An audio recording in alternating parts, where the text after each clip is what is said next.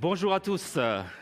Merci d'être parmi nous. Merci d'être venus pour cette Assemblée générale 2023. On va essayer de passer en revue pendant cette petite heure qui vient, cette première année de mandature pour moi et mon équipe, pour le conseil d'administration de Francisport. C'est un moment important parce qu'il s'est passé beaucoup de choses et je souhaitais vraiment le partager avec vous. Donc merci à ceux qui ont bravé les grèves pour nous rejoindre aujourd'hui. Et j'espère surtout qu'à la fin de cette heure de présentation, vous serez nombreux à rejoindre le mouvement et à essayer de faire avancer Francisport. On va commencer par... Oh, j'ai perdu mon écran retour. Est-ce qu'on peut me remettre mon écran retour, s'il vous plaît? Petit problème de technique, vous savez, l'effet Garcimore. On y a droit aujourd'hui. Voilà, ça revient. Bon, en tout cas, on va de toute façon tout de suite démarrer par un retour sur cette première année avec surtout notre stratégie. Quelle est la stratégie qu'on a voulu aborder lors de cette première année de mandature? Ce qui était important pour nous, c'était d'abord de rassembler la famille de l'e-sport, rassembler les éditeurs. Là, je fais un petit coucou à notre ami Nicolas Dussel, qui a bien voulu se déplacer. Et pour nous, c'était important qu'on puisse travailler de concert avec les éditeurs qui sont, comme vous le savez tous, à la base de notre pratique de l'e-sport. Mais également travailler avec tous les promoteurs, et travailler avec toutes les équipes e-sport, professionnelles ou amateurs, et même travailler avec les joueurs eux-mêmes. Et donc, ça, c'est un petit peu ce qui était important pour nous, c'est OK, on le dit depuis 2016, Francisport, c'est l'ensemble des acteurs de la filière, mais par quoi ça se traduit?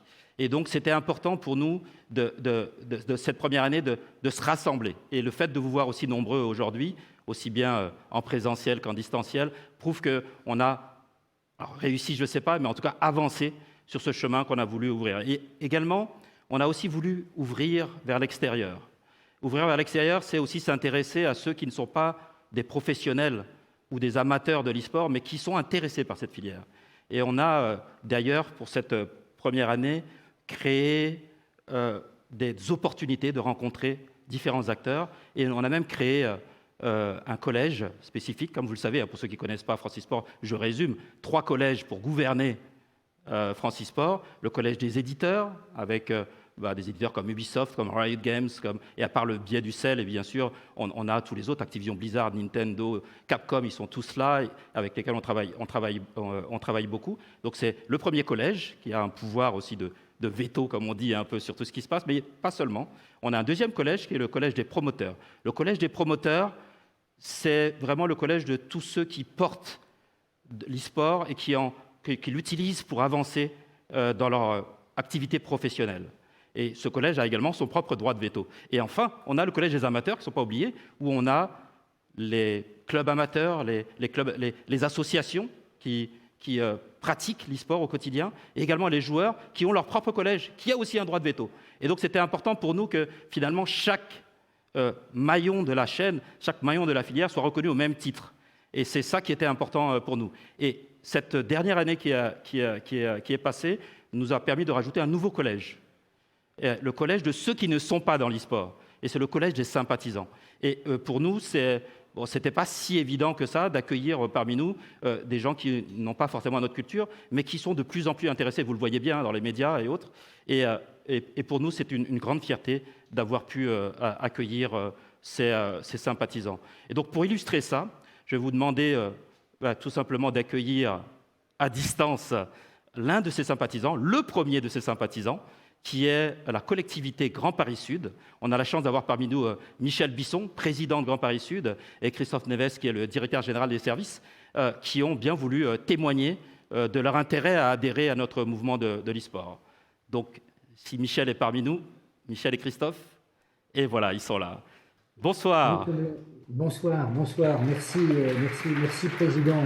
Nous sommes des sympathisants amateurs, mais on a envie de progresser et je dois dire qu'à vos contacts, on progresse à vitesse grand V et on contribue, je l'espère en tous les cas, à notre maille à faire avancer, je dirais, l'importance du e-sport, de tous ses bienfaits.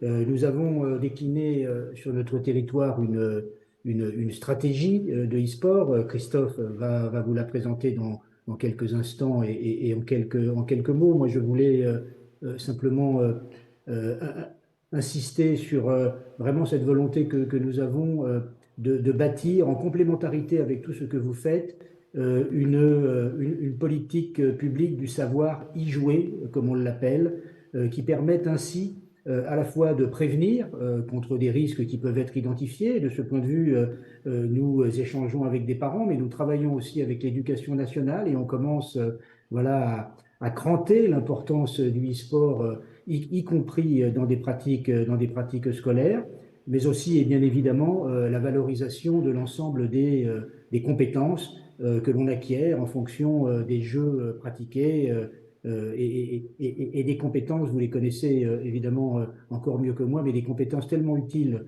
à notre monde d'aujourd'hui, des compétences qui sont sous les radars comment dirais-je, des critères scolaires et qui, pour autant, évidemment, permettent tout simplement d'aller vers une société qui soit plus inclusive. Parce que je crois que le e-sport, le gaming, d'une manière générale, apporte évidemment une dimension inclusive absolument incroyable, puisqu'elle permet à chacun, quel que soit, je dirais, son état, les handicaps qu'il pourrait ici ou là porter, et bien tout simplement de pratiquer, j'allais dire, à niveau égal. Et ça, je pense que c'est quelque chose sur lequel nous devons impérativement mettre l'accent. Inclusive aussi parce que je crois que dans la société d'aujourd'hui, il nous faut, et si on veut, comment dirais-je, déconstruire cette société patriarcale dans laquelle nous sommes, il nous faut aussi déconstruire les process de recrutement d'un certain nombre de métiers,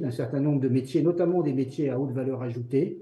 Et la manière de les déconstruire, c'est de modifier les codes. Voilà. Et je crois que quand on touche aux compétences du e-sport, on a ici des compétences qui sont extrêmement importantes et qui peuvent servir de référence dans des recrutements et ainsi aller vers une société avec plus d'altérité, une société d'une certaine manière plus inclusive. Voilà.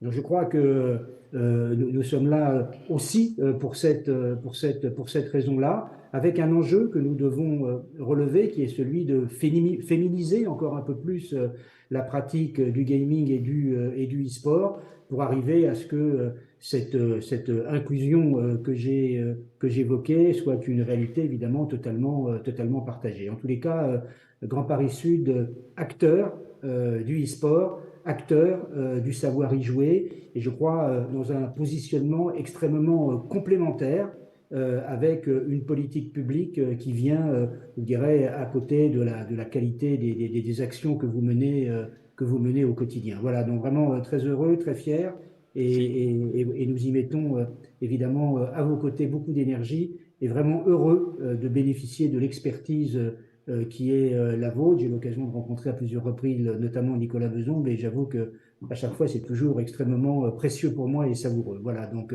bravo pour ce que vous faites et continuons ensemble, chacun là où nous sommes, et je crois que nous allons faire de très belles choses. Merci beaucoup. Merci. On peut, je crois, applaudir le président. Oui.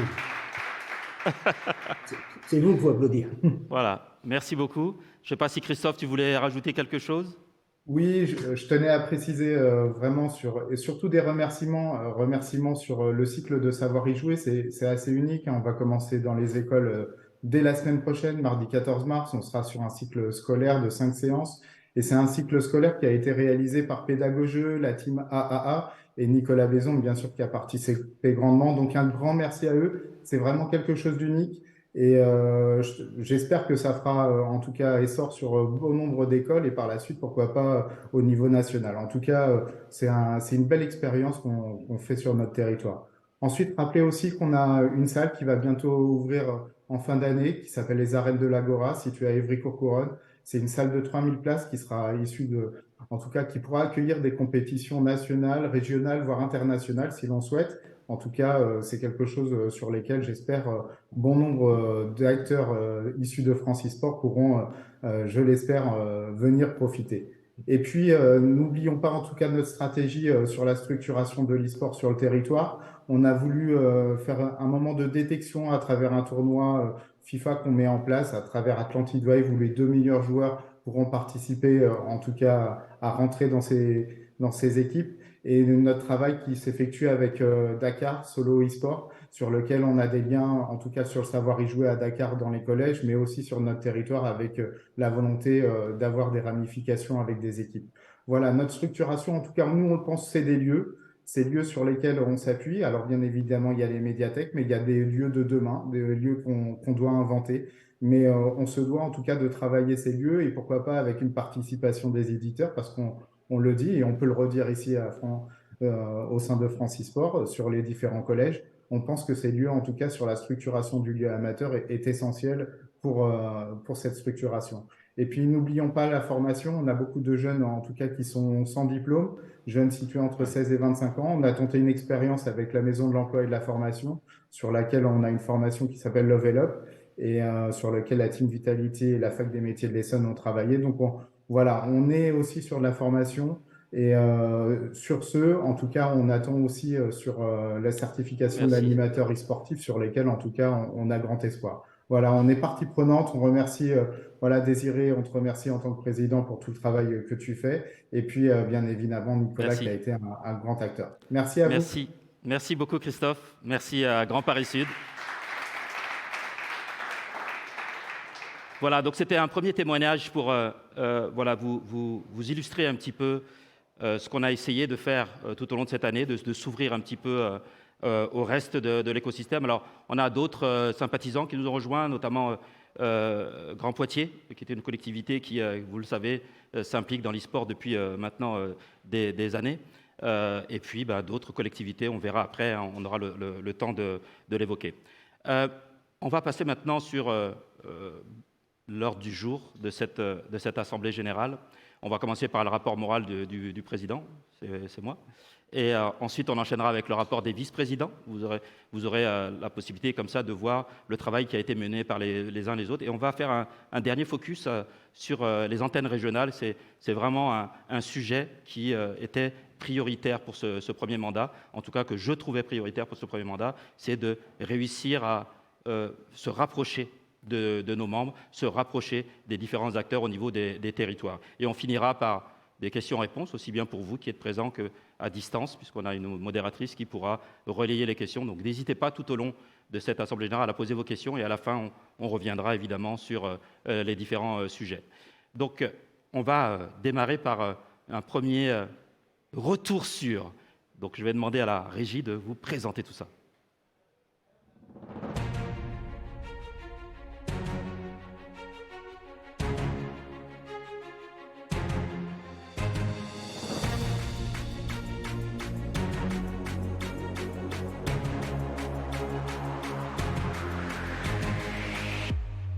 Mais chiche, allons-y.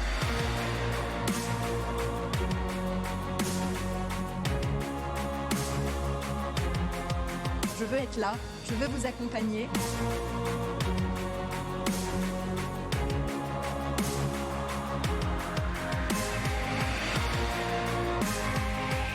Mais tout ça n'est qu'un début. Et voilà, c'était une année d'e-sport, une année de Francisport. Oui, vous pouvez applaudir. Merci. Alors, on a essayé de compiler comme ça en une trentaine de secondes tout ce qu'on a pu imaginer tout au long de l'année. Maintenant, on va faire un petit zoom sur tout ça, sur les quelques temps forts de cette première année de mandat. D'abord, vous l'avez vu, on a eu l'immense honneur d'être accueillis par Emmanuel Macron, notre président, à l'Élysée. Quand je dis « nous », c'est vraiment l'ensemble de la filière. Il y avait 200 invités. Alors, je sais que certains m'en veulent encore parce qu'on n'a pas pu inviter tout le monde. On ne pouvait pas accueillir toute la filière à cet instant-là, mais ce n'est que partie remise. C'était un moment fort. Beaucoup ont pensé que c'était juste, on va dire, de la communication, que c'était juste un moment politique. Je peux vous garantir que pour Francisport, ça a été un moment clé. Ça a ouvert de nombreuses portes, on le verra après, des institutions ou des partenaires avec lesquels on avait le plus grand mal à discuter. Et je peux vous garantir que 24 heures après cette réception, tout s'est débloqué. Et donc, moi, je ne peux que remercier le président Emmanuel Macron d'avoir permis tout ça. C'est peut-être pas grand-chose pour lui, mais en tout cas, ça a été quelque chose d'essentiel et d'énorme pour tout ce qui a suivi jusque ces dernières semaines et ces derniers mois. Ensuite, un autre moment fort qui était important pour nous, c'est qu'on voulait mettre en avant nos champions. On voulait mettre en avant nos acteurs. Et on a, avec un partenariat avec le CEL, qui organise la Paris Games Week, et avec Webedia, on a créé les premiers trophées de l'e-sport. Alors, j'imagine qu'il y en a déjà eu avant, mais nous, c'était important qu'on puisse mettre en avant tous ceux qui font l'e-sport. Donc, on a vu les meilleurs joueurs, les meilleures équipes, les meilleurs événements, les meilleurs jeux. Donc, c'était un moment pareil. Lorsqu'on a commencé à parler de ces trophées de l'e-sport, beaucoup pensaient que c'était un gadget. Et en fait, on s'est rendu compte, au fur et à mesure que cet événement avançait, à quel point les acteurs étaient touchés par cette reconnaissance. Et j'espère, je crois qu'on va prendre à témoin aujourd'hui le représentant du CEL qui est là, j'espère que ça ne sera pas la première et la dernière, mais qu'on aura bien l'occasion de revenir pour une deuxième édition à la prochaine Paris Games Week. On a également pour la première fois eu la chance d'avoir notre propre stand à la Paris Games Week. Ce stand nous a permis non seulement de rassembler la famille, puisqu'on a eu plus de 50 membres de l'association qui sont venus tout au long de ces 5 jours pour se rencontrer, mais également d'ouvrir vers l'extérieur, puisque nous avons rencontré l'ensemble de l'écosystème du jeu vidéo, et même au-delà, les acteurs institutionnels, des acteurs de l'étranger. On a eu des structures chinoises qui nous ont rejoint, le Nigeria qui était partenaire de ce stand. On avait une trentaine d'acteurs nigérians d'e-sport qui étaient présents pendant toute la semaine pour rencontrer l'écosystème e-sport français. Et je crois que c'est aussi ça qu'il faut voir. C'est pas juste un stand pour faire de la publicité, mais vraiment pour permettre de créer des flux qu'on avait beaucoup de mal jusqu'à maintenant à réaliser et à créer. D'un point de vue institutionnel, on a aussi essayer de se tracer une feuille de route. Lorsqu'on a pris la main de l'association avec cette première équipe, ce conseil d'administration pour cette première année, on a réfléchi à la stratégie, à la direction qu'on voulait adopter. On a rédigé une feuille de route. Alors bien sûr, on l'a pas inventé, on s'est basé sur tout ce qui s'était fait avant nous. Francis Sport a été créé en 2016, donc il y a eu énormément de travail qui ont été faits par les équipes précédentes. Et ce travail nous a permis aussi de prendre une direction et de le partager avec les candidats à la présidentielle. Et c'est à partir de cette feuille de route qui a été acceptée finalement par les institutions, et notamment par les différents ministères à l'Élysée, que nous essayons maintenant de dérouler notre programme de développement. Et on a aussi eu la chance de participer au rapport de la Commission européenne, de Laurence Faringue. On a témoigné, et moi ce que je retiens de ça, c'est que le modèle français a été mis à l'honneur.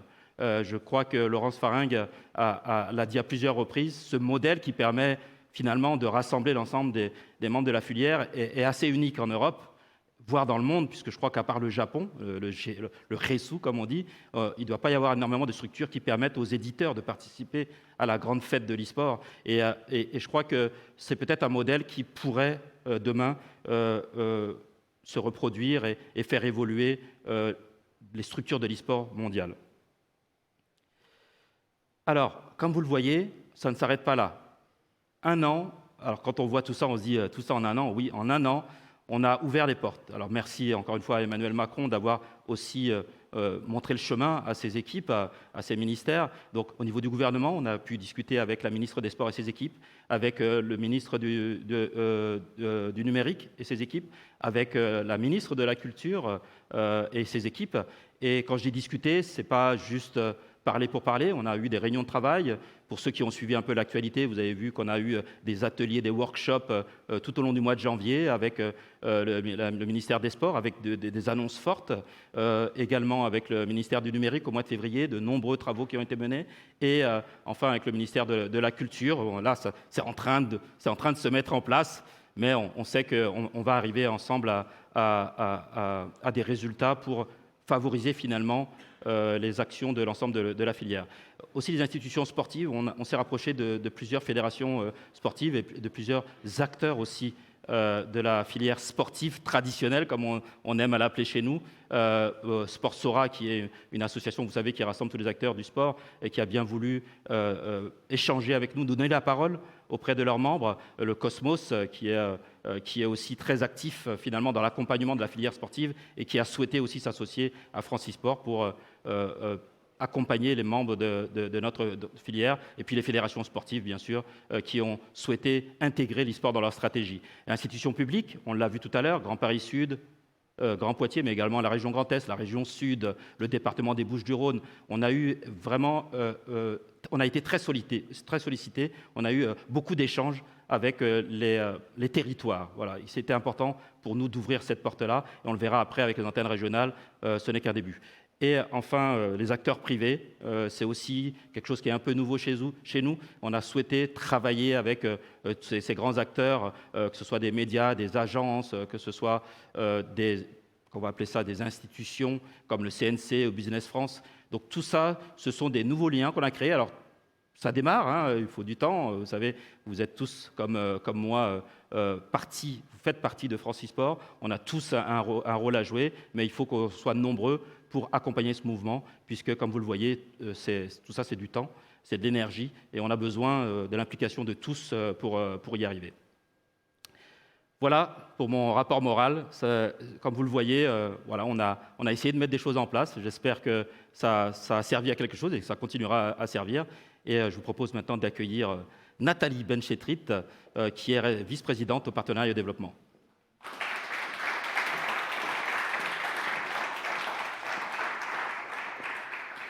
Bonsoir à tous. Merci en tout cas de nous accueillir et d'être présents. Donc moi j'ai eu la chance de rejoindre l'équipe dont fait partie Désirée qui m'a permis aussi de proposer différentes actions qu'on a effectivement mis en place depuis le mois de janvier-février 2022. Je pense que tu peux aller sur le... Oui, voilà. Donc, le club des partenaires, ça a été la première chose que l'on a mis en place. On est parti du constat, en fait, qu'il fallait absolument accompagner les adhérents de Francisport, vous, et donc leur permettre de développer leurs activités économiques, se rencontrer à travers donc, une structure qui s'appelle le club des partenaires, qui donc regroupe tous ceux qui veulent y contribuer. Donc en fait, le fait d'être adhérent vous permet d'adhérer au club des partenaires et de faire des échanges économiques entre adhérents, mais également ce club des partenaires est ouvert à des structures extérieures. Donc on a reçu pas mal de preuves de manifestations d'intérêt pour justement des entités, des acteurs extérieurs à Francisport qui veulent rentrer au contact de l'e-sport et proposer des offres aux adhérents. Donc ce club des partenaires a été aussi à l'origine de nombreux événements. Je peux déjà en citer 2, il y en aura d'autres à venir en 2023.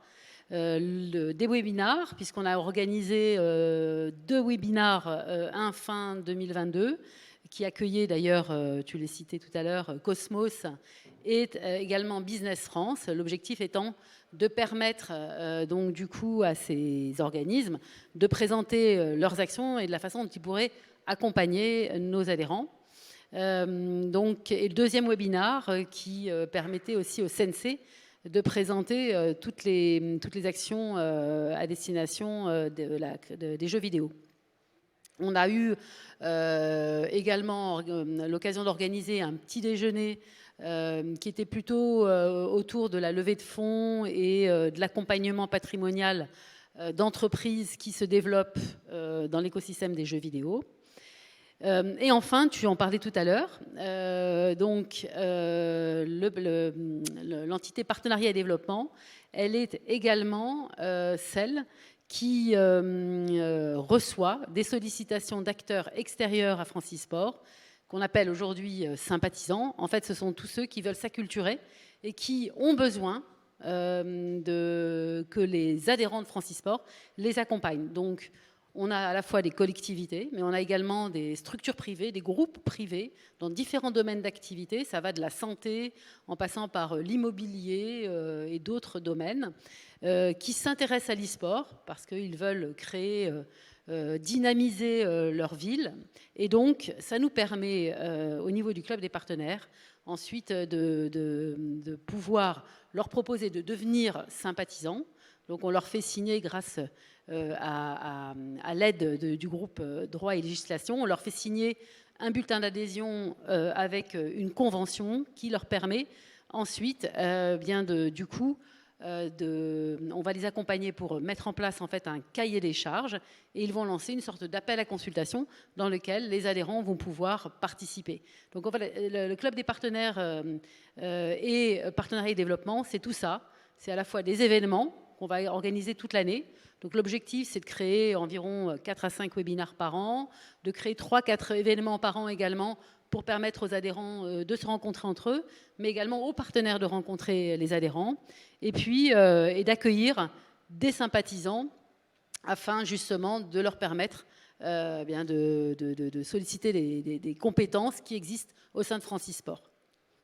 Merci. Merci Nathalie. Je crois qu'on peut l'applaudir.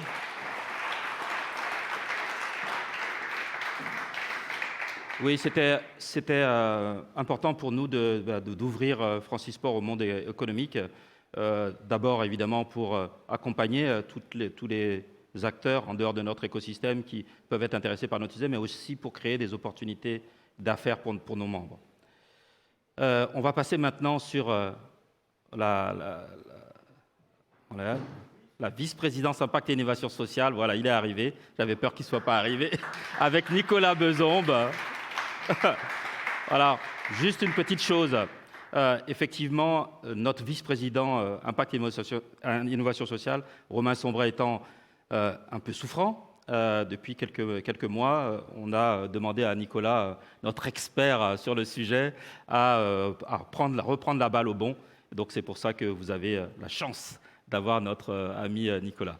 Merci beaucoup. Je m'excuse par avance, j'ai perdu la voix en début de semaine, donc ça peut être modulé un peu. J'ai pas de slide, je crois. Si, attends, fais voir, vas-y, passe un slide pour voir. Yes, si, voilà. Sur la verticale Impact et Innovation Sociale, je suis vraiment désolé pour la voix, c'est horrible. Ouais. Voilà, je suis en train de muer. Le baromètre, qui est donc notre étude annuelle, et qui, encore cette année, on a été accompagné par Médiamétrie. Je pense que cette année, on a encore passé un cap sur le baromètre, avec notamment pour la première fois, on a été en mesure d'évaluer l'évolution depuis 5 ans qu'on met cette étude nationale. Donc on a pu voir à quel point, à la fois, le secteur se développait et évoluait dans le sens positif du terme, mais aussi être capable d'évaluer l'impact de la crise sanitaire sur le secteur. Et je pense que ça, c'est des données qui sont hyper importantes. On continue à vouloir approfondir ce baromètre, bien évidemment, chaque année en essayant d'avoir un bloc qui vient apporter quelque chose de supplémentaire. L'année précédente, c'était la santé. Cette année, on est revenu sur les pratiques sportives et les pratiques culturelles. On essaie de développer ça encore pour cette année et d'apporter toujours des données qui soient de plus en plus fiables.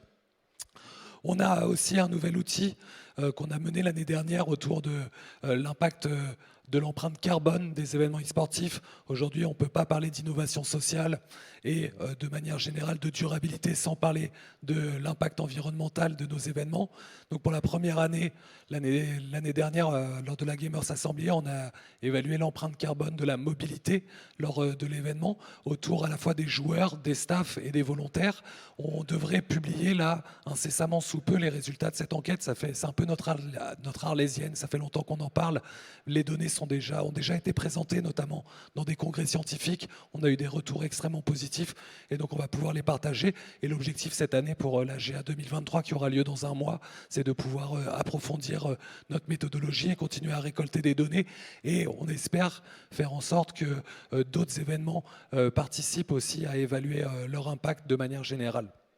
Et puis, au-delà de ça, sur toute cette verticale impact et innovation sociale, on a des réunions très régulières qui sont menées à la fois par Romain, mais aussi par Christine, qui est, je sais, dans le chat et qui est à distance et qui fait un énorme boulot. Et il y a pas mal de gens ici qui font partie aussi de ce groupe de travail autour à la fois des questions de cyberharcèlement, autour de la création d'un code de conduite, autour de la création de contenu et d'outils qui vont justement permettre de lutter contre, on va dire, toutes les formes de toxicité et puis de manière générale favoriser la diversité. On avait déjà eu toute une partie dans le guide de l'organisateur qui était dédiée à la diversité et on est en train de continuer à améliorer et à continuer à donner du contenu à ce guide de l'organisateur pour une V2 qui est dans les tuyaux. Donc voilà un petit peu, rejoignez-nous aussi sur cette verticale. Je sais que Christine et Romain en ont besoin. Merci beaucoup.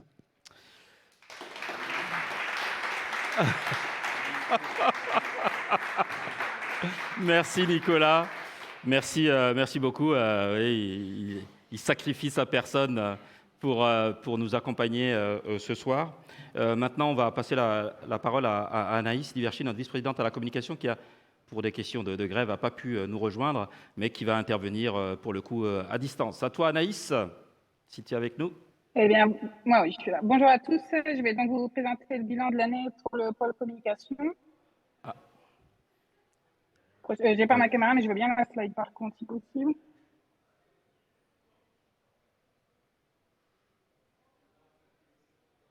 Ah oui, pardon. Excusez-moi. Merci. Concernant la communication interne, on a donc pu mettre en place une newsletter mensuelle qui nous permet de vous communiquer les différentes avancées, rendez-vous, partenariats ou encore des appels particuliers. Combiné à cette newsletter, en tant qu'adhérent, vous avez également accès au Discord de Francisport. C'est là où se déroulent les différentes réunions des groupes de travail. Vous pouvez également y trouver des offres d'emploi, des offres de stage, des channels d'aide où il y a notamment le groupe de travail droit et législation mené par Julien Aubard qui essaye de répondre le plus rapidement et le plus efficacement possible aux questions juridiques, pour le coup, s'il y en a. Pour ce qui est de la communication externe, prochaine slide, Désiré, s'il te plaît.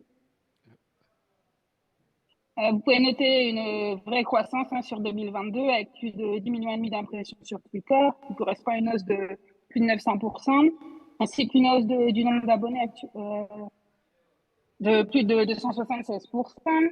LinkedIn est pas en reste avec presque 200 000 impressions, ainsi qu'un gain de plus de 3 500 abonnés. Et le site web qui montre également une hausse de 26%, à la fois pour les pages vues et pour les visiteurs uniques.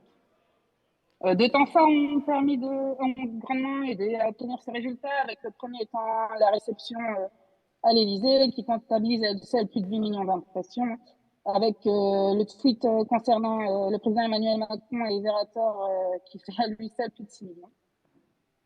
Le deuxième temps fort est la Paradigm Week, où on a pu présenter à la fois le baromètre et les trophées de l'e-sport sur la grande scène. On était également présent toute la semaine sur le stand en partenariat avec l'ambassade de France au Nigeria.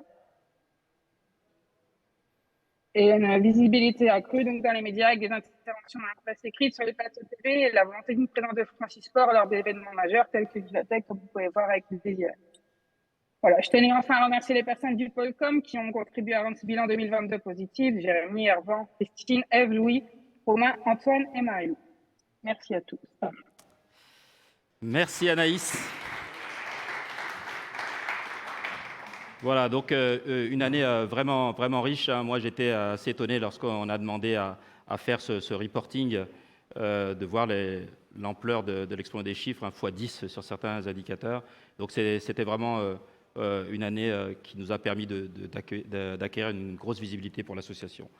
Je passe la parole à notre ami Sami Ouarfeli, qui est vice-président à la structuration et qui va nous présenter un petit peu le travail de sa présidence, de sa vice-présidence. Je n'ai plus de voix. Non, ça devrait aller. C'était juste un bug. Bonjour à toutes et à tous. Donc oui, effectivement, la structuration. Alors, il faut le savoir, Désiré a expliqué les collèges. Et il faut savoir qu'au sein de ces collèges, il y en a un qui est extrêmement vaste, qui est la structuration. Donc je ne vais pas vous mentir, sur ces 2 ans qui ont été très intenses, on n'a pas couvert absolument de manière égale l'ensemble des thématiques de ce département. Mais cette fois-ci, il y aura un très gros focus sur ce qui était important pour notre président, donc à savoir les antennes régionales. Donc aujourd'hui, ce qu'on peut vous dire, c'est qu'au niveau de la structuration, c'est principalement un travail qui a été commencé par l'ancienne mandature, et principalement Stéphane Hutine, pour qui c'était vraiment quelque chose de très important. Il a été aussi beaucoup porté par Nicolas Bézombe, il ne faut pas l'oublier. Aujourd'hui, on arrive sur un travail qui est déjà consolidé et qu'on a accompagné, qu'on a développé avec l'énergie de cette nouvelle mandature. Donc je ne vais pas vous faire un didacticiel, je vais vous le faire à l'oral. L'idée des antennes est née pendant la précédente mandature, où en fait on avait changé les statuts pour que les antennes puissent être créées. Et nous, en fait, sur cette nouvelle mandature, on s'est réunis pour définir les contours de ces mêmes antennes. Donc l'idée, c'est qu'à l'instar des régions au niveau tourisme ou terroir, chaque région a ses spécificités. C'est ce qu'on veut développer au niveau de l'e-sport. Aujourd'hui, je pense qu'on peut dire que notre stratégie au niveau national est mature. Il reste maintenant à développer ça au niveau local, car on a des acteurs forts, on a des stratégies ad hoc, on veut vraiment des régions, pas indépendantes, mais autonomes, qui vont nous montrer la puissance de chacun. Et idéalement, nous, Francisport, on agirait comme une sorte de GIE, on apporterait des projets intéressants dans certaines régions, puisque à la base, l'objectif, c'est de consolider, et qu'on puisse faire ensuite ruisseler ça sur l'ensemble des antennes qui vont se créer. Donc c'est vraiment l'état d'esprit derrière les antennes régionales. Samy, je crois que Anaïs devait intervenir peut-être sur une partie de la structuration. Oh mince, j'ai volé la vedette. Désolé Anaïs, comment vous voulez faire ça du coup? J'imagine qu'on va pouvoir la prendre. Anaïs, tu es là? Oui, oui, je suis là. Est-ce qu'on peut... Voilà. Bonjour. Là, franchement, désolé Anaïs. Donc, je te laisse la parole, excuse-moi. Effectivement, on m'a dit que tu es parti en roue libre, j'ai vu ça. Pour Est-ce que je pourrais avoir ma slide du coup, s'il vous plaît? Oui, il faut remonter sur la slide précédente. Ouais. Voilà, je crois que c'est ça. Hop, on revient. C'est ça, le club e-sport amateur. C'est bien ça. Très bien, merci. Alors, donc je voudrais, moi, vous parler un petit peu de la structuration au niveau des clubs, puisque comme le disait Samy, effectivement, c'est un sujet qui est très très vaste, la structuration. Et nous deux, avec David, en tant que représentant des clubs, donc on se charge de cette partie-là. Je voudrais commencer par dire que, en tant que secrétaire général, je me suis essentiellement focus sur le secrétariat, sur l'administration, la gestion administrative en 2022. Et je voudrais parler de mes objectifs 2023, puisque maintenant je prévois effectivement de mettre mon focus sur les clubs. Donc vous voyez cette petite frise qui explique très, très rapidement en réalité ce que j'ai prévu, puisque pour le moment on n'y est pas encore. Donc avec l'adhésion de l'UAEF, l'Union des associations sportives, qui a rejoint donc Francisport très récemment, et l'ouverture des antennes régionales, je pense que c'est le timing idéal pour accompagner le mouvement amateur e-sportif français au sein de Francisport. Et donc, j'aimerais dédier mon temps au club. Les enjeux principaux pour moi, ça va être la stabilité et le développement des associations. C'est des gros points qui sont essentiellement discutés entre associations. Aussi les finances et le modèle économique des assos. Aussi une notion de jeunesse et d'éducation populaire qui pour le coup peut complètement se caler sur le projet des antennes. Et puis évidemment l'image populaire du jeu vidéo, puisque les assos touchent essentiellement le peuple, simplement monsieur et madame tout le monde. Voilà, donc mes projets, c'est de commencer au mois d'avril en faisant une réunion avec tous les clubs qui sont inscrits actuellement chez Francisport. Et puis, petit à petit, de commencer à ouvrir des groupes de travail pour commencer à travailler tous ensemble sur les sujets qui nous intéressent, qui nous motivent le plus et qu'on estime les plus essentiels à traiter en premier lieu. Voilà, donc mon objectif final, c'est de lancer un élan et de faire en sorte que pour les années à venir, les clubs continuent à s'impliquer chez Francisport et continuent à porter les projets qui les motivent. Voilà, c'est tout pour moi. Merci. On redonne la main à Samy. J'ose même plus revenir au centre. Pourtant juré de ne plus couper la parole, mais malheureusement, c'était plus fort que moi. Donc je reviens quand même, comme refaisons quand même dans l'ordre. L'idée des antennes, donc, c'est qu'aujourd'hui, on a 13 régions. On veut que chacune de ces régions puisse, de manière autonome, développer sa propre stratégie. Nous, au niveau national, aujourd'hui, on est sur une stratégie plus mature qui va nous permettre de les aider, non seulement avec le dialogue qu'on a avec les différents ministères, avec les informations qui sont remontées et qu'on peut faire ruisseler à leur niveau, mais c'est aussi parce qu'on veut développer au niveau des régions le terreau amateur, qui est parfois plus compliqué à adresser au niveau national. Donc du coup, les régions, c'est vraiment une émanation de Francisport où on va toucher le terreau amateur, le terreau professionnel bien entendu puisqu'on en a besoin, et derrière saupoudrer d'une touche de RSE telle que vous avez pu les entendre. Pour donner un exemple concret par rapport à ce que Grand Paris Sud a présenté en début de séance, eh ben, il y a pas mal de choses très intéressantes qu'ils ont présentées et qu'on pourrait aller porter dans les régions, et de ce fait l'antenne nouvellement créée pourrait avoir déjà un projet à développer chez elle. C'est ça la mentalité qu'il y a derrière la création des antennes.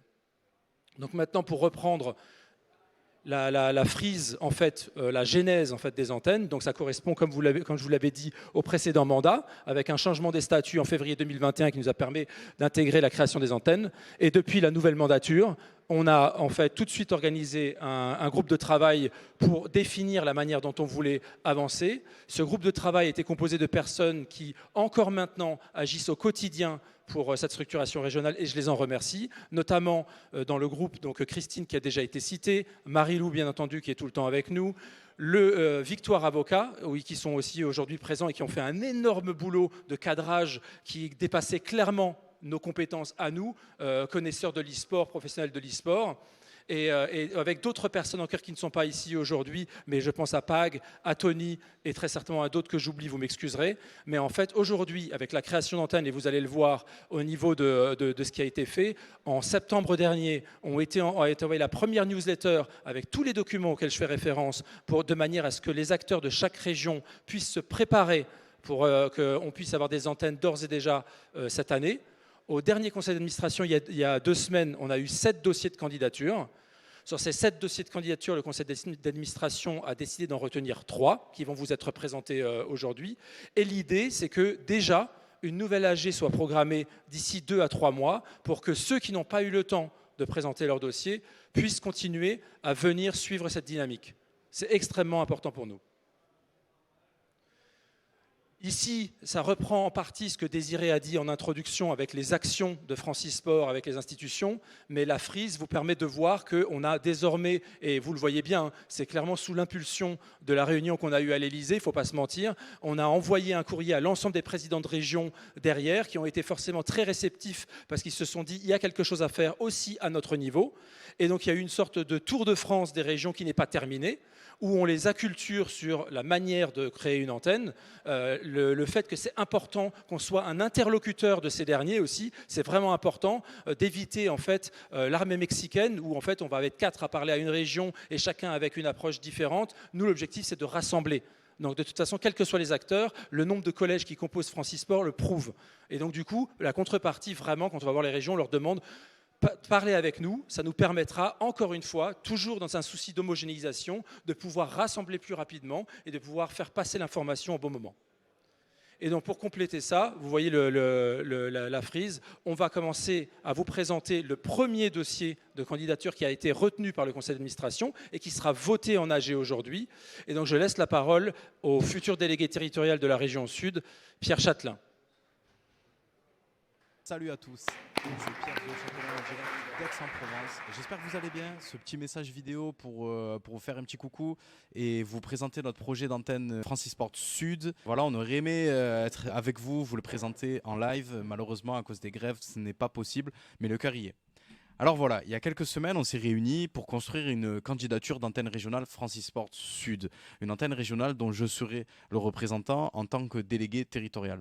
Et pour ce projet, j'ai l'honneur d'être entouré de personnalités de qualité. Au Collège des joueurs déjà, Marie-Lou Pagé, juriste en droit du sport et assistante de direction déléguée à l'administration chez Francisport. Ensuite vient Karim Aïssa, chef de projet chez Centurio, aide admin chez Gaming Gen. Et la légende raconte qu'il a plus de 600 jeux sur son compte Steam. Ensuite, Anthony Michel, qui est élu au collège des joueurs de Francisport et qui est aussi un grand passionné de cosplay. Au collège des clubs amateurs, David Canestrari, président de l'association Project Conquerors et à la structuration chez Francisport. Au collège des éditeurs, Julien Guellerin, cofondateur du studio Iconic et également connu sous le nom de Omega Zell dans la web-série Noob. Au collège des promoteurs maintenant, Magali Dorado, cofondatrice de Game & Rules, développement d'outils juridiques innovants pour l'e-sport. Cédric Dufoy, de l'agence BIA et membre du comité d'organisation des Jeux Olympiques 2024 à Marseille. Hugo Hertling, directeur de l'équipe Easy Dream, passionné de jeux vidéo et clairement le plus gros farmer de l'équipe. Nicolas Sauvant-Magnier, président de Maximus Cup, élu au numérique, au sport et à l'e-sport à la CCI du Pays d'Arles et également chef d'entreprise dans l'informatique. Romain Sombré, cofondateur de l'équipe MCES et vice-président Francisport sur le volet Impact, Innovation et Social. Et enfin, moi-même, Pierre Châtelain. La plupart d'entre vous me connaissent déjà sous le nom de Zo. Je représente l'agence Centurio, l'association Gaming Gen et la commission e-sport de Medinsoft. 11 membres fondateurs donc qui représentent les 4 collèges de Francisport et qui porteront chacun des sujets qui leur sont chers. Notre volonté commune est d'œuvrer ensemble pour favoriser le développement d'un e-sport ouvert, sain et durable sur notre territoire, profitable à tous ces acteurs. On sera également accompagné d'un grand nombre de membres sympathisants de notre antenne, de dizaines d'entités, tant notre région regorge de projets, d'événements, d'associations, de joueurs, de créateurs, d'équipes, d'initiatives, de perspectives, etc., etc. Bref, déjà plein de pistes de travail concrètes qui composent notre projet. On a trop hâte d'avancer dessus. J'espère vous revoir tous très bientôt. Et en attendant, prenez soin de vous. Mon équipe et moi-même sommes à votre disposition dans le chat Twitch pour répondre à vos questions. Excellente soirée à tous. Ciao.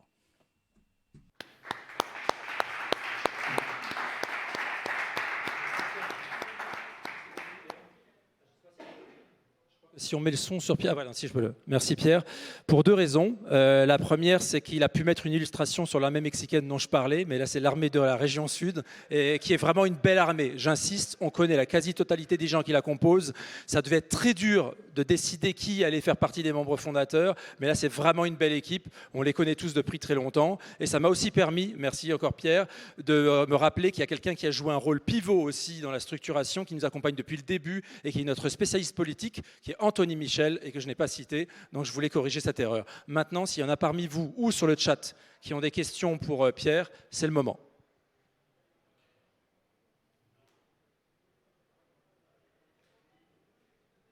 Je crois que ta vidéo était trop parfaite. Ne soyez pas timide.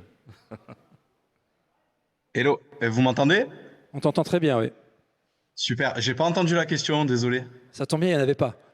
Ah. Je pense que ta vidéo était assez claire et en fait pour la défense de ceux qui ne posent pas de questions, le projet d'antenne régionale est nouveau. Pour nous, on baigne dedans au quotidien, les gens ne savent pas encore ce que c'est. Ça viendra parce que sachez que toute antenne qui se crée a pour objectif de créer une lettre de mission dans laquelle il y aura plusieurs strates, celle que j'ai répétée au début, amateurs, professionnels, parsemés de projets qui vont être propres à chaque région et en fait ils viendront développer ça sur soit la prochaine AG, soit sur les prochaines prises de parole de Francisport dans tous les cas. Je veux juste m'assurer que sur le chat, si je peux avoir l'information de Christine, Désiré tu devrais l'avoir dans l'oreillette, il n'y a pas de questions? Non. Non? Pas de questions. Okay. Pierre, du coup, merci pour ta vidéo, merci pour ton message et félicitations. On te dira si l'AG décide que l'antenne de Région Sud est créée aujourd'hui. À bientôt. Ciao, ciao, bonne soirée. Sans transition et pour éviter de me tromper encore une fois, je voudrais être sûr, je vais prendre mes notes de qui va nous présenter ensuite. Normalement, c'est Île-de-France, je crois, mais je veux être sûr. Rémi Chanson. Oui, c'est ça. Donc la prochaine antenne régionale qui a été sélectionnée par le conseil d'administration sera celle de la région Île-de-France et sera présentée par Rémi Chanson qui, lui, nous fait l'honneur d'être parmi nous. Tu l'as sur la 2e slide, normalement. Ah oui, voilà, très bien. Oui, tu peux faire avancer la slide, Samy. Bonjour. Alors j'ai moins de mérite parce que je suis plus près, donc forcément c'était plus simple pour les grèves.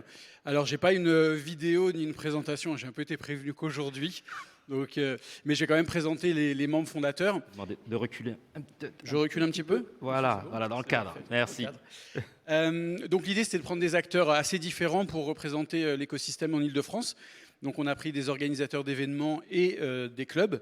Donc le premier que vous connaissez sûrement tous, donc c'est GameWard, qui est un club professionnel qui est basé sur Boulogne-Billancourt, qui a depuis le début une stratégie extrêmement liée aux collectivités et aux territoires. Donc on trouvait que c'était extrêmement pertinent qu'ils en fassent partie. Donc on remercie Arnaud et David de participer.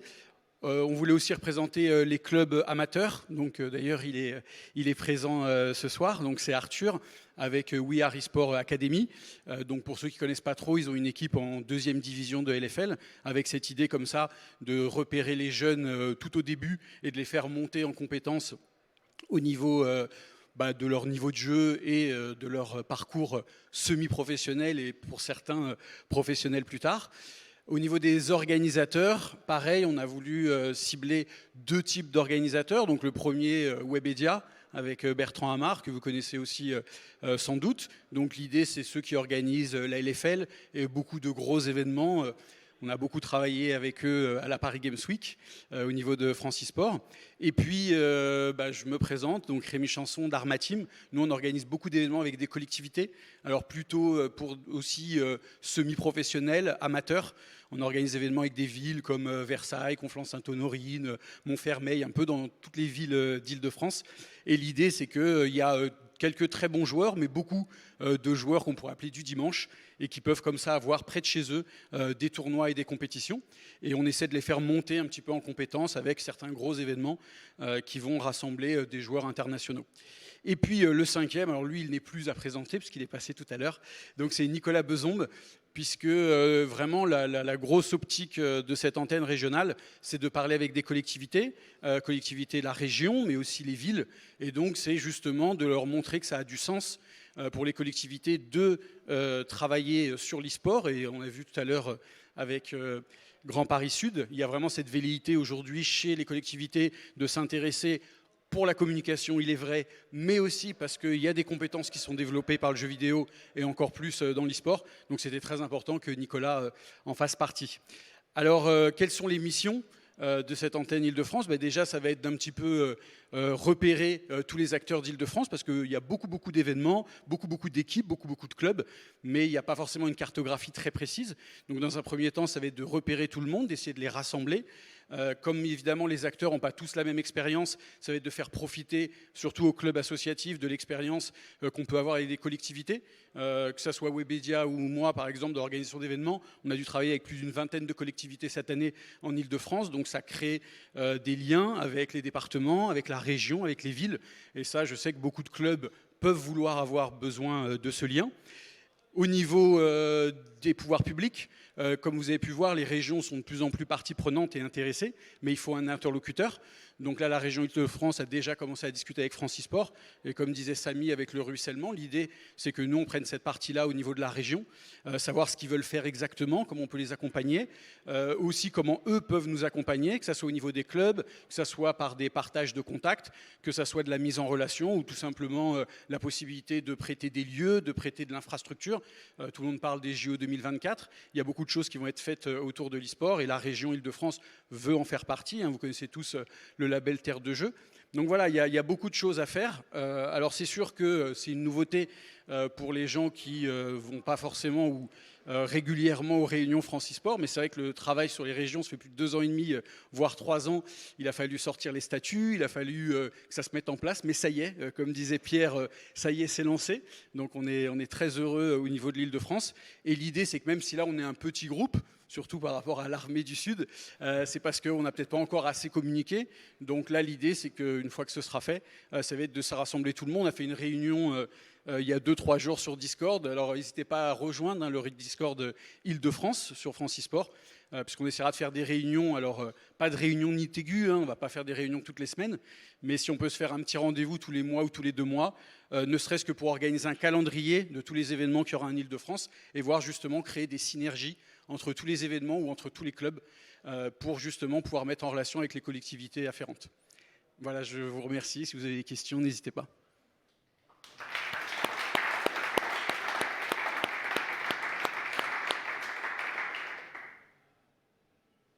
Pas de questions? Est-ce que vous avez des questions dans la salle? Non? Il n'y a pas de Parisiens ici, ça doit être pour ça. Je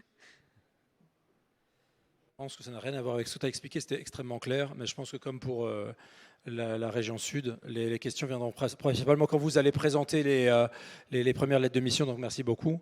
Je rappelle juste un point, effectivement, sur lequel Rémi a insisté et que j'ai oublié. L'idée aussi, c'est de pouvoir créer des cartographies dans la région des acteurs qui les composent. Même si aujourd'hui, chez Francis Sport, spontanément, les gens viennent nous voir et nous disent on veut participer, on se rend compte aussi qu'au fur et à mesure de nos événements, on a des gens qui systématiquement viennent nous contacter en disant on ne savait pas que vous faisiez ça, est-ce qu'on peut adhérer? Ben là, en étant au plus proche des personnes, on va aller sur tous les foyers, pas juste les foyers économiques principaux, on va aussi adresser les zones blanches, on va pouvoir travailler en local, c'est vraiment l'idée. Donc, et juste pour vous rappeler un petit peu la structure, parce que j'imagine que tout le monde n'est pas au fait, l'idée c'est d'avoir l'équivalent, ce n'est pas un, mais c'est l'équivalent d'un conseil d'administration composé de membres fondateurs, avec un délégué territorial qui aura une délégation de pouvoir de la part du président de Francis Sport pour agir sur un certain nombre de missions, que vous pourrez retrouver d'ailleurs en ligne lors de l'AG lorsqu'elle sera publiée. Et vraiment, nous, l'idée c'est d'étendre notre réseau, une sorte de toile qui va être extrêmement chronophage à gérer. Donc je ne suis obligé de paraphraser ce qu'a dit Désiré tout à l'heure. Si maintenant, pour vous c'est un petit peu plus clair, si maintenant toute l'impulsion qui était nécessaire pour que les gens se disent ok, j'ai le cadre pour enfin travailler dans ma région et pouvoir m'exprimer au niveau local ce que je voulais, contactez-nous, on se fera un plaisir déjà de vous expliquer en quoi ça retourne, ce que vous pouvez faire à l'intérieur et éventuellement même vous mettre en relation avec des gens qui ont déjà commencé à travailler sur le sujet. Il n'y a pas pire que d'avoir 3 ou 4 dossiers arrivant simultanément pour une même région, alors qu'il n'y a pas de raison que les acteurs ne se mettent pas autour d'une table et puissent en discuter. La transition n'était d'ailleurs pas choisie, mais on arrive du coup sur notre 3e dossier. Je dis ça parce qu'on a eu un cas un peu similaire, avec un dossier d'Om-Tom, on y tenait, donc qui a été validé par le conseil d'administration, et qui va vous être présenté par Kevin Alamelou, qui, j'espère, est en ligne. Kevin, est-ce que tu es parmi nous? Oui, je suis en ligne, je vous entends bien. Super, eh bien écoute, du coup, je te laisse l'antenne. Merci beaucoup, Samy, de me laisser l'antenne. Bonsoir à tous, j'espère que vous allez bien et je vous remercie de m'accorder un temps d'échange avec vous. C'est pour moi un honneur et surtout une grande fierté que aujourd'hui, après tant d'efforts, les DOM et plus particulièrement la Réunion soient représentés par les instances nationales.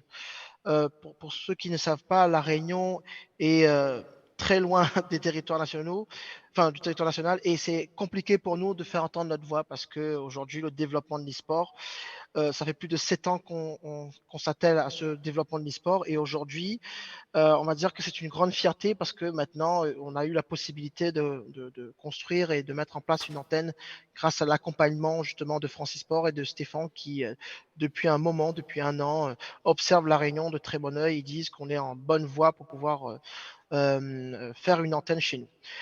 Juste rappeler quelque chose aussi, parce que ça me tient vraiment à cœur. Depuis un moment, ma société que je dirige depuis plus de 3 ans a fait un travail colossal avec la cartographie des acteurs de l'e-sport à La Réunion. Nous avons accompagné plus de 37 structures associatives et nous avons rencontré depuis plus de 7 ans aujourd'hui des décideurs politiques. Et aujourd'hui, nous sommes très fiers de vous dire que les régions et les collectivités sont sensibilisées sur la pratique saine de l'e-sport et de son développement. Et donc, c'est pour ça aujourd'hui que je viens vers vous pour vous annoncer aussi que suite à notre candidature, il y a eu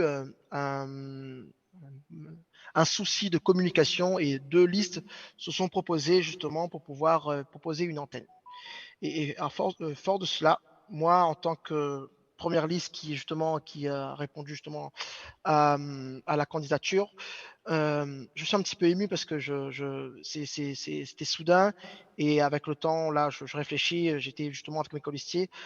On a décidé en fait avec une grande réflexion de fédérer l'ensemble des acteurs au niveau de la Réunion. Et donc ce soir, au lieu que ce soit un jour de réussite pour nous, nous souhaiterions justement reporter notre candidature en tant qu'antenne régionale pour pouvoir faire ce travail de fourmi et rassembler la deuxième liste, essayer de convaincre que notre liste est une liste qui veut répondre à toutes les attentes et surtout toutes les composantes au niveau de notre territoire, que ce soit sur le milieu associatif ou de le milieu entrepreneurial, et que du coup, je souhaiterais justement pouvoir rassembler et travailler convenablement pour le rassemblement de tous les Réunionnais sur cette pratique-là. Et je suis vraiment sincèrement désolé qu'aujourd'hui, je vous annonce ça dans cette assemblée administrative. Normalement, on était supposé avoir une antenne des DOM, mais donc par souci vraiment d'apaisement et surtout de construction sur le projet, sur du long terme, je ne pourrais pas candidater et vraiment d'être candidat à cette antenne régionale. Voilà. Je n'ai pas d'autres mots là-dessus parce que voilà, je suis un peu ému là-dessus. Donc voilà un petit peu ma position. Merci Kevin. Je vais ajouter un truc pour donner du contexte aux gens. Même parmi les sachants, je voyais un peu des interrogations. Donc effectivement, on a eu 2 dossiers portés par des acteurs réunionnais et qui étaient tous les 2 crédibles. Ce qu'on a fait en fait en voyant ça, on les a réunis autour d'une table. Il y a eu des discussions. Et en fait, il s'avère qu'ensemble, ils seront beaucoup plus forts, même si un dossier a été privilégié plutôt qu'un autre, et pour des raisons purement administratives, pas parce que le dossier n'était pas bon.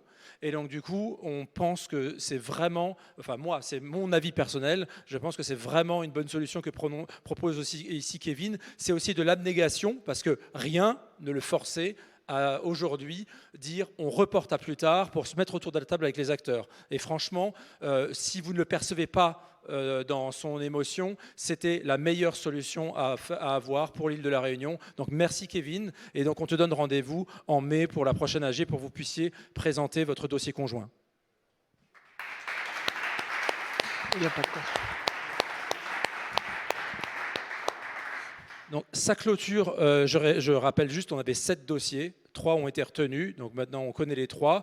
C'est une AG, il va falloir voter pour les antennes, mais là je ne sais plus mon rôle, c'est le président qui reprend la parole pour suivre le process. Pardon, non.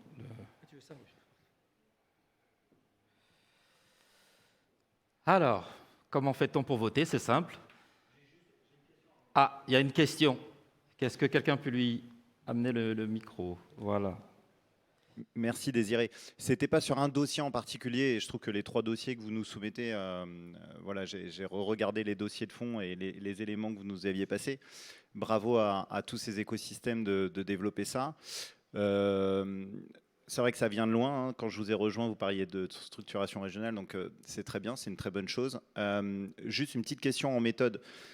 Et peut-être que j'ai raté une chose, mais donc on va valider la création d'antennes principalement sur la constitution de bureaux et d'un dossier constitutif relativement light, passez-moi l'expression. Ça ne veut pas dire que ce n'est pas sérieux. Hein, voilà. L'aspect cartographie que tu as souligné, moi, me va très bien comme premier élément de mission, mais on va donc voter sur la création d'antennes régionales sans avoir les lettres de mission déjà à notre disposition. Alors, les lettres de mission sont à disposition dans le dossier de candidature. D'accord. Mais, pour reprendre ce que tu dis, tu n'as pas entièrement tort. C'est des, je ne sais même pas quel terme utiliser. Ce n'est pas un ersatz, même si c'est celui que je voulais utiliser. C'est des lettres de mission qui présentent des objectifs à court, moyen, long terme et sur différentes strates, donc amateurs et professionnels. Et après, modulo, l'avancée des réflexions ou même des projets. Par exemple, Île-de-France sont très avancés sur certains projets et pour le coup, là, tu pourrais avoir beaucoup de détails. Mais il y en a d'autres où ils n'ont pas de visibilité parce qu'ils vont devoir se réunir, apprendre à travailler ensemble. Et donc, cette feuille de mission va s'étoffer. Ça va plutôt être comme ça. L'idée, c'est de créer l'antenne avec 1 ou 2 temps forts sur lesquels on va s'appuyer. Et après, développer une lettre de mission qui peut être une lettre de mission propre à l'antenne et à ce qu'ils auront décidé, ou comme je le disais avant, des bonnes idées ou des bons projets qu'on va nous faire ruisseler du national vers le territorial, et ils vont se dire ok, c'est bien, on veut prendre ça aussi, et on le rajoute dans notre lettre de mission. Donc l'idée, c'est que le délégué territorial, il prend ses pouvoirs, il s'installe, et au bout de 3 mois, idéalement, c'est ce qu'on aimerait, on a là vraiment le détail de la lettre de mission. Très bien. Et cette nouvelle lettre de mission fera l'objet d'une validation en bureau ou en CA au niveau de Francis Sport ou... Alors, peut-être juste préciser une chose. Donc, les dossiers ont été envoyés aux membres avec tous les éléments effectivement de description de leur feuille de route, etc.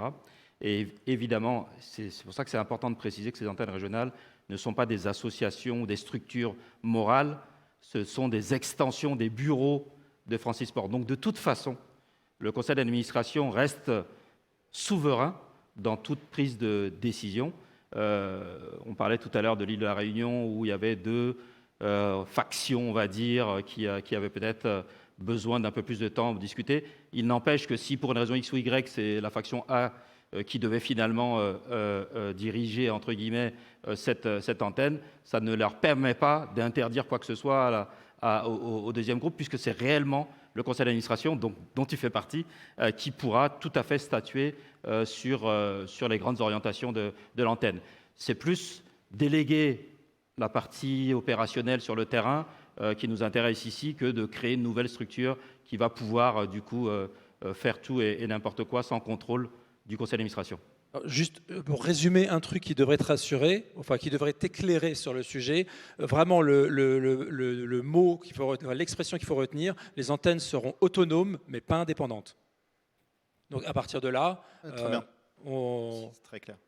Et il y aura un suivi. De toute façon, c'est le but, et c'est pour ça que je sensibilisais les gens aussi à ce gros pôle structuration. C'est qu'au bout d'un moment, pour suivre, alors là, on n'en est pas, on va vraisemblablement vers 6 ou 7 déjà en milieu d'année. Il va falloir quand même un paquet de personnes, parce que c'est extrêmement chronophage si on veut le faire correctement. Merci beaucoup.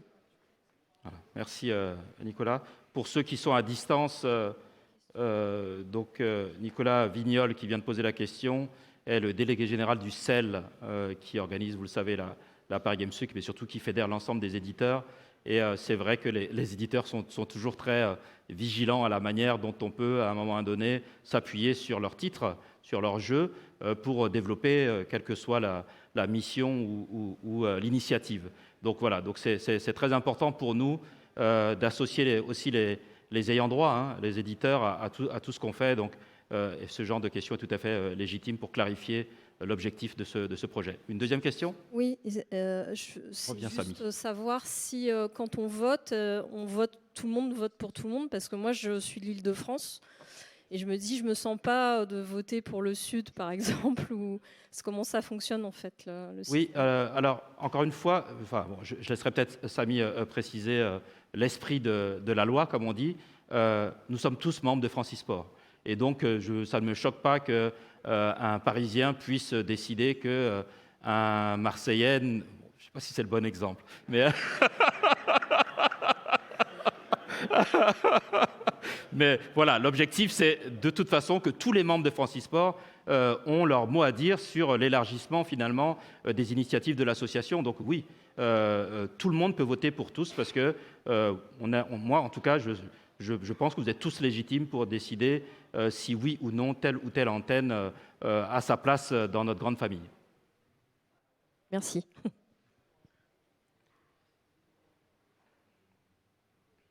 Une précision sur les votes. On est d'accord que l'Assemblée générale ne vote que ceux qui ont le droit de vote là sur l'antenne. Oui. C'est pas n'importe qui. Oui, normalement. Il faut rappeler le droit de vote que sont les éditeurs, le collège des promoteurs, les clubs associatifs adhérents, et que pour les joueurs, ce ne sont que les représentants de joueurs. On est d'accord ? Oui, c'est ça. C'est les 2 représentants de joueurs qui votent au nom de tous les joueurs. C'est ça. Juste une remarque, je pense que, sauf si j'ai zappé un truc, mais my bad, parce que je n'ai pas été très présent sur le Discord, est-ce que les représentants de joueurs ont interrogé les joueurs qu'ils représentent par rapport à ces positionnements sur les antennes ? Ils sont conscients qu'ils doivent voter. Est-ce qu'ils ont interrogé les joueurs ? Je ne sais pas. Ouais, du coup, juste, il y a aussi la suppléante, du coup, vu que c'est Christine qui peut voter pour le collège des joueurs. Donc voilà. Donc moi, je suis dans l'antenne région Sud, membre fondateur également. Et pour te répondre, oui, on a... Alors, les joueurs, peut-être pas tous les joueurs, mais en tout cas, on a demandé aux joueurs qu'on connaît des différentes structures, etc., leur avis. Il se trouve qu'on a la chance, je pense qu'Île-de-France c'est pareil, mais vraiment dans la région Sud, on a la chance d'avoir un consensus à 100% de tous les acteurs sur cette antenne et de tous les joueurs, en tout cas qu'on a identifiés. Alors je ne dis pas les 100% des joueurs, on leur a demandé, hein, mais... J'adhère totalement aux antennes. Je milite pour depuis plusieurs années. Je sais qu'il faut le développer. C'est juste, je me refais le garant des statuts aussi de respecter. C'est de dire, ne vote que les gens qui payent leur cotisation. Donc il y a les adhérents qui sont à jour de cotisation dont Francis Sport a, et donc on saura qui vote, parce que s'ils ne sont pas à jour de cotisation, vous n'avez pas le droit de vote. De la même façon, les joueurs, c'est de dire, ça ne me gêne pas que les joueurs, mais dans votre format, il faut prendre la liste des joueurs adhérents parce qu'elle existe, parce qu'on l'a dans Francis Sport, et ces gens-là, est-ce que vous, représentants de joueurs, vous les avez tous contactés, pas juste au bouche à oreille, parce que votre boulot de représentant de joueurs, c'est de dire, on a pris la liste des 50, 100, 200, 300 qui sont dans le fichier Francis Sport, qui sont adhérents joueurs, et de dire, tiens, il y a ça. Pour ou contre, on vous explique, on prend le temps. Après, je ne m'oppose pas, c'est juste pour remettre le format démocratique. Vous avez été élu par un certain nombre de représentants joueurs, même si on adhère, faites le travail d'aller plus loin. Vous êtes obligé, vous êtes en tant que représentant joueur, obligé de faire ça. Prenez la liste du site web, on y est tous, hein, les joueurs. Vous les prenez, vous envoyez un mail et dites « Hey, il y a un truc très important, faites-le », parce que ça pourrait générer aussi des gens qui auront envie d'aller dans les antennes et s'impliquer.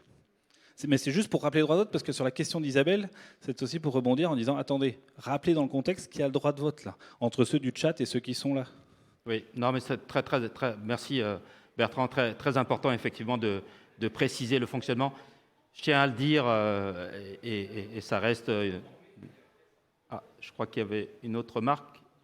Non, c'est bon. Oui, donc c'est vrai que Francis Sport a un fonctionnement qui est un peu atypique du fait qu'il y ait plusieurs collèges avec des fonctionnements parfois collectifs et puis parfois très localisés par collège. Et donc c'est un fonctionnement aussi où même nous, on doit apprendre à peut-être mieux le manipuler. Donc très bonne remarque, il faudra qu'on fasse effectivement attention à bien adresser l'ensemble de nos membres. On a parfois tendance à se concentrer sur les membres éditeurs, les membres promoteurs, parfois les clubs associatifs sur certains sujets, pas sur tous. Et les joueurs, c'est vrai qu'on a besoin aussi que ce collège vive. Et d'ailleurs, s'il y en a qui nous écoutent, qui ne sont pas encore membres, il suffit d'adhérer gratuitement. N'importe qui peut adhérer. On considère que n'importe qui joue peut adhérer gratuitement à Francis Sport. Donc n'hésitez pas, et vous avez, comme le dit Bertrand, le droit de vous exprimer et le droit de voter à partir du moment où vous avez adhéré à l'association. Voilà. D'autres questions, d'autres remarques? Est-ce que tout le monde a pu au moins se connecter? Dites-le si vous avez des soucis. Normalement, lorsque vous lancez la petite machine, vous avez juste votre identifiant Francis Sport à rentrer pour pouvoir voter.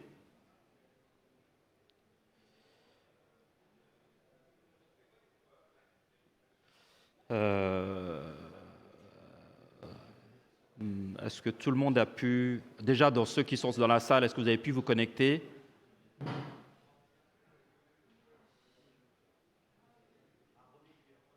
Pardon? On ne t'entend pas. On vous laisse le temps. Je vois qu'il y a... Ah, il faut remettre le QR code. Vous n'avez pas eu le temps? Voilà, c'est bon. Vous l'avez? Je m'éloigne. Si vous êtes à jour, normalement, vous devez pouvoir créer votre compte. Je suis sûr que les 3/4 d'entre vous ne l'ont pas fait, parce que vous aviez toute la démarche dans le mail que vous avez reçu, mais je me doutais que du côté des éditeurs, on aurait du mal.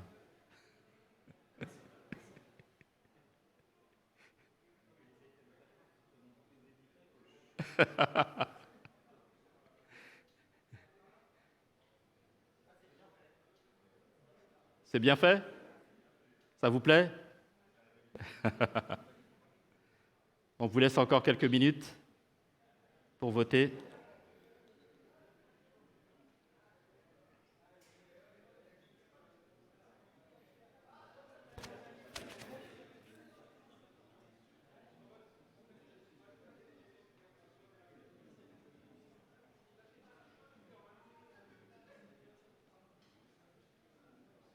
Je vois que les téléphones chauffent, donc ça doit voter dur.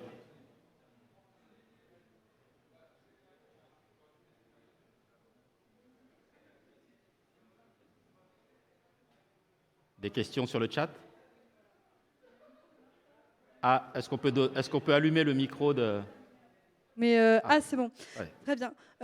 Du coup, j'en profite. On a eu quelques questions sur le chat pendant que les personnes répondent, votent plutôt. Je vais te poser ces questions. La première était de Magali de Games and Rules. Est-il possible de participer au groupe de travail des clubs e-sport amateurs si nous ne sommes pas membres du collège des clubs? Alors, oui. Alors là, la réponse est très simple. N'importe qui, de n'importe quel collège, peut participer à n'importe quel groupe de travail.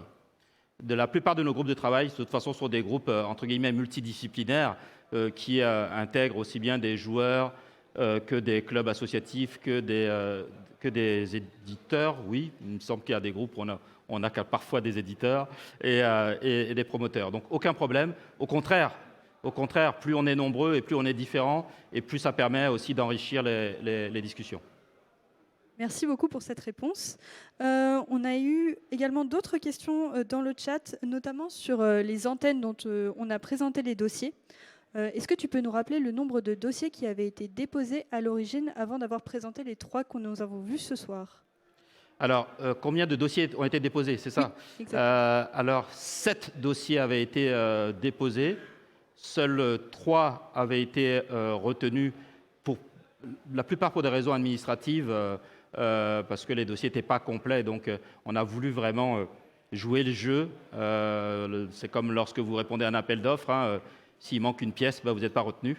Et donc là, c'était vraiment l'idée, c'était de pouvoir juger du sérieux aussi des dossiers en fonction de la manière dont ils ont été traités et déposés. Donc 3 ont été retenus et comme vous l'avez entendu tout à l'heure, finalement 2 sont soumis au vote puisque l'île de la Réunion souhaite avancer de son côté. Alors je tiens à préciser quand même quelque chose, je ne sais pas si on avait déjà insisté sur le sujet, mais ce n'est pas parce que ces 5 dossiers ou 4 ou 5 dossiers n'ont pas été retenus que ça veut dire qu'on se donne rendez-vous dans un an. On prévoit dans 2 ou 3 mois une nouvelle assemblée générale pour pouvoir tout simplement accueillir de nouveaux dossiers. Et on sait qu'on en a beaucoup. Alors, je ne sais plus de mémoire, je crois qu'il y a la région Grand Est, je ne sais plus, je crois qu'il y avait la région Bretagne, la région Occitanie. Donc, il y a de nombreuses régions qui sont motivées. On va les accompagner. Ça aussi, c'était important. Samy avait insisté dessus. Ce n'est pas parce que ces régions, ces dossiers n'ont pas été reçus que ça veut dire qu'on leur demande juste de se débrouiller. Non, on va accompagner l'ensemble des dossiers pour les compléter et pouvoir les présenter à la prochaine Assemblée générale, j'espère avant l'été. Donc maintenant, c'est à eux de travailler et avec notre aide, bien sûr, pour déposer les dossiers. Donc, un rejet n'est pas vraiment un rejet, mais plus un accompagnement vers une structuration qui sera correcte pour... Voilà, c'est exactement ça. D'accord, très bien. Merci beaucoup. Et les antennes ont-elles un mandat d'une durée déterminée? Ah, très bonne question. Là, je vais laisser Samy répondre.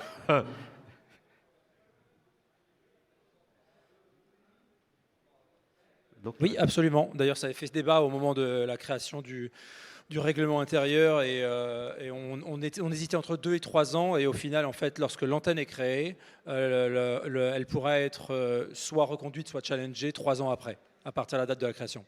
D'accord, très bien. Merci beaucoup. Et du coup, il y a une question dans l'audience. J'en profite parce qu'en plus c'était ma question, donc du coup je vais vous prendre la parole.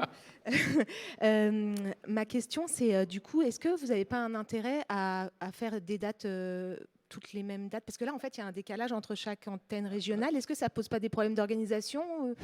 Voilà. C'est une excellente question et on l'a débattu. Vraiment, ça a été un sujet l'année dernière. On s'est dit qu'est-ce qu'on fait? Et en fait, on a plutôt choisi de faire ça de manière asynchrone, quitte à devoir tenir une sorte de calendrier avec date de début de cette antenne, etc. Parce que si on attend que tout le monde soit prêt, le risque, c'est qu'en fait, on n'ait aucune antenne cette année. Parce qu'il y en a certains qui sont dans les starting blocks, mais il y en a d'autres qui n'ont même pas commencé la course.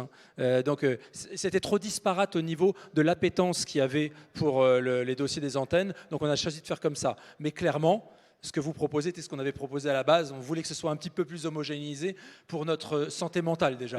Donc, Est-ce que je peux poser une deuxième question? Et du coup, voilà.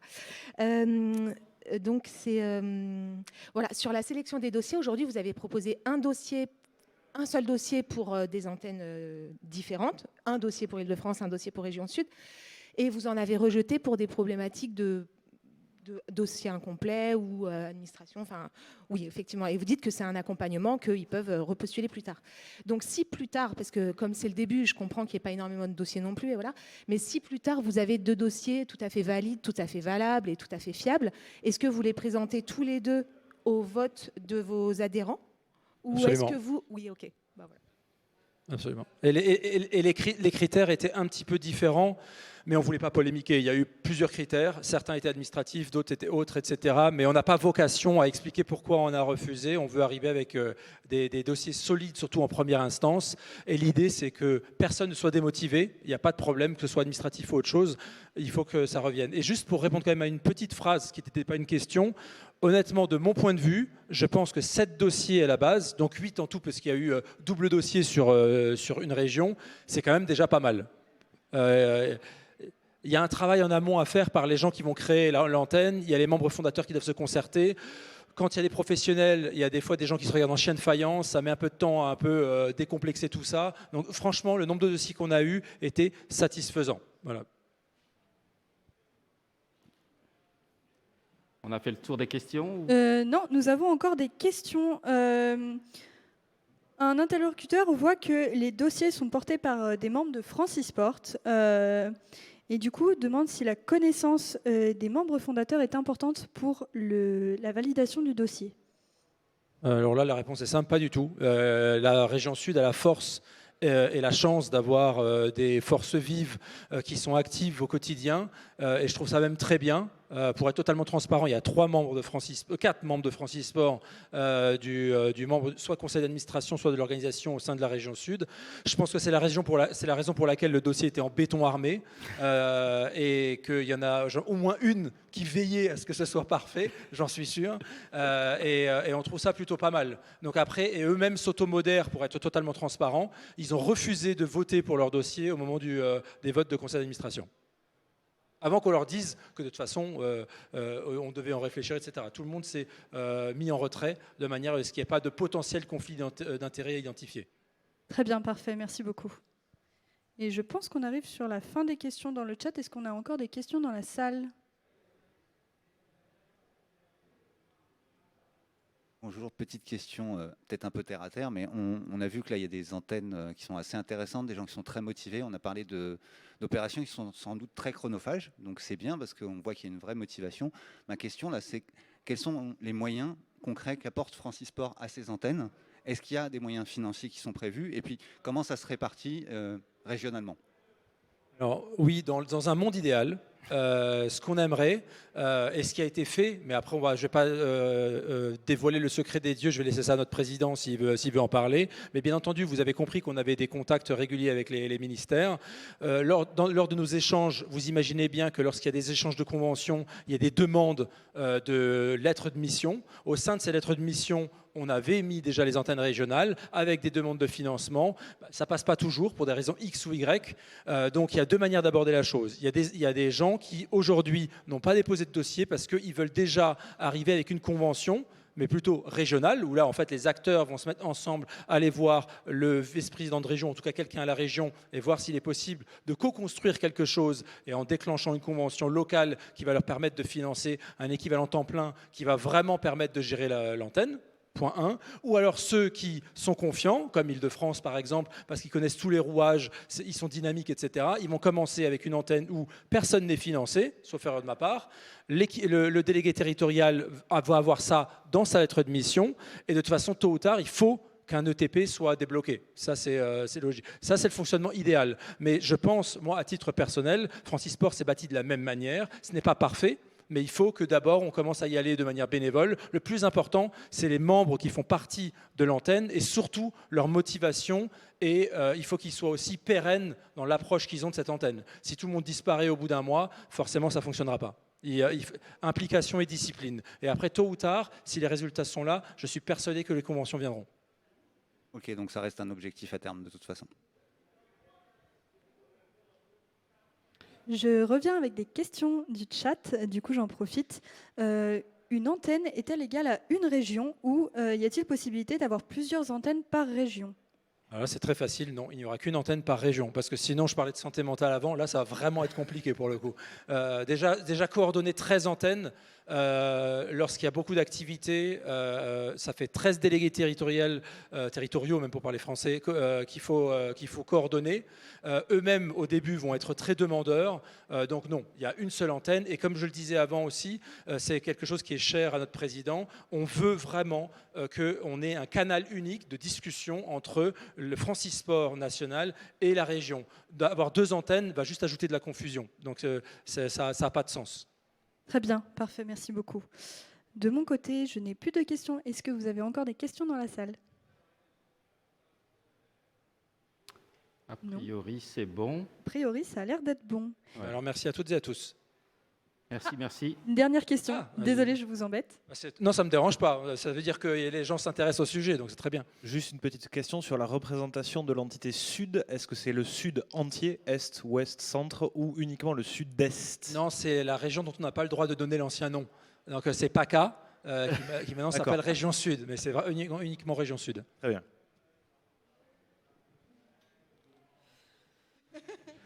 Voilà, merci Samy.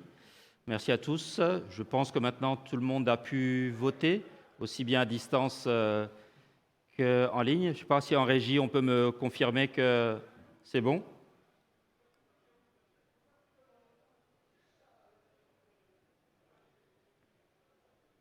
Non, la régie ne veut pas me parler.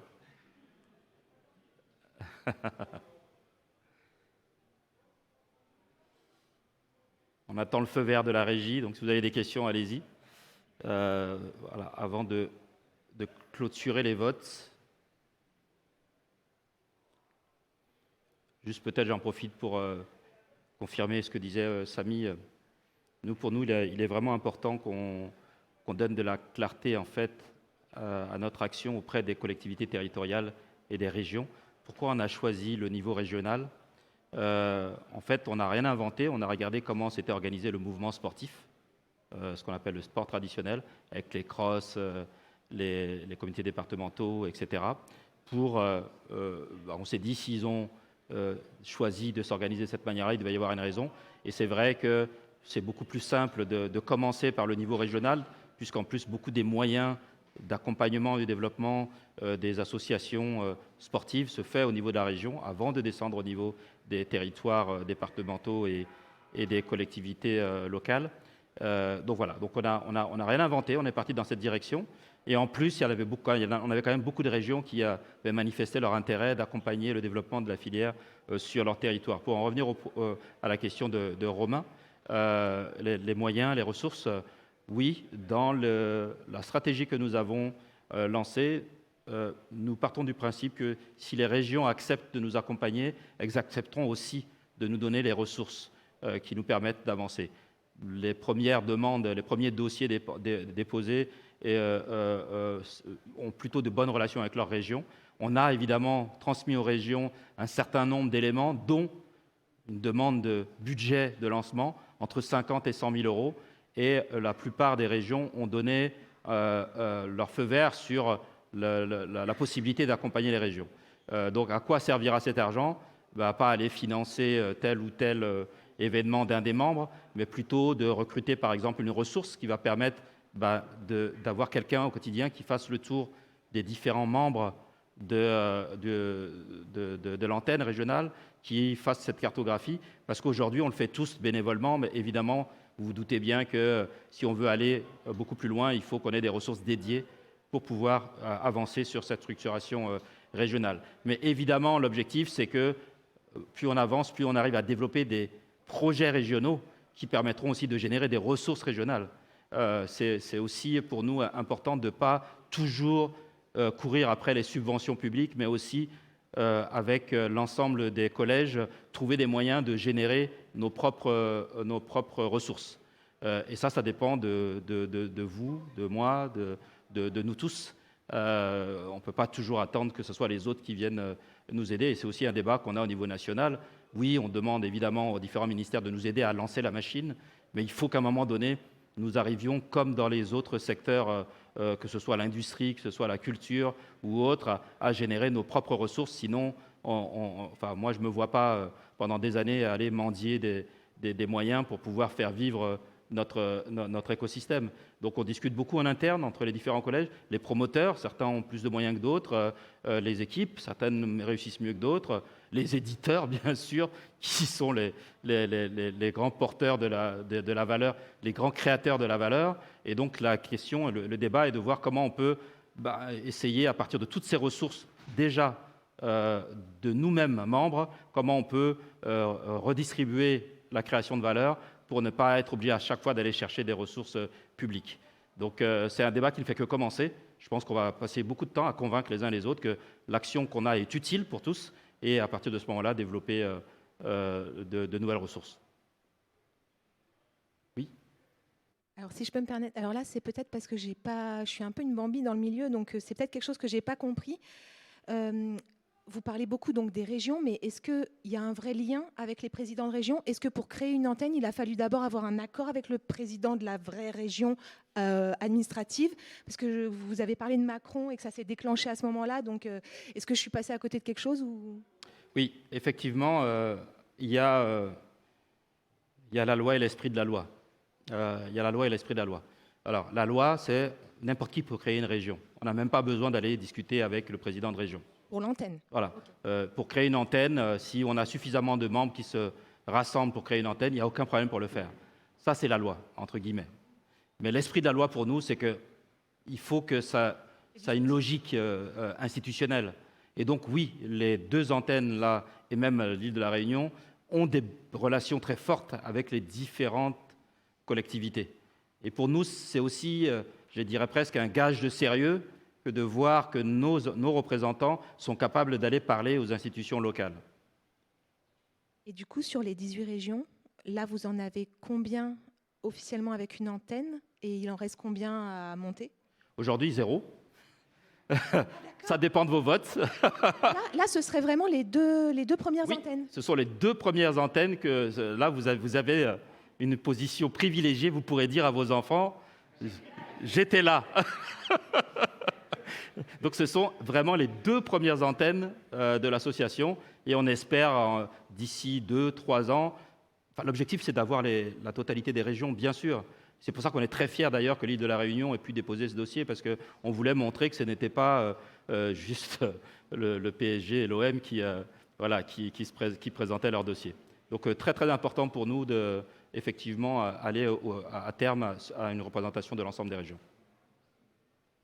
Pour reparler de ces régions, du coup, on en a 18 en France en comptant les dom-toms, et on a eu que 7 dossiers qui ont été déposés. Et du coup, on a une question du chat qui est, alors si une région est, entre guillemets, pauvre en termes d'acteurs de l'e-sport sur son territoire, et du coup avec un nombre réduit d'acteurs à fort potentiel financier, ou autres, ont-ils une chance de pouvoir créer une antenne ou le nombre d'acteurs est-il vraiment déterminant pour la création de cette antenne? Oui, on a eu le cas d'antennes dans les 7 dossiers. On a eu le cas d'antennes qui se sont présentées avec un seul acteur, par exemple. C'est refusé parce qu'effectivement, pour nous, une antenne ne peut pas exister avec un acteur. Une antenne se doit de représenter une multiplicité de profils de plusieurs collèges. Donc oui, si à un moment donné, il n'y a que 1 ou 2 acteurs sur le territoire, on ne voit pas l'intérêt finalement d'aller créer toute une usine à gaz. S'ils sont 2, ils vont taper à la région et puis on les aidera de toute façon. Non, nous, on part de l'idée que l'antenne régionale permet de souder l'ensemble des forces pour être...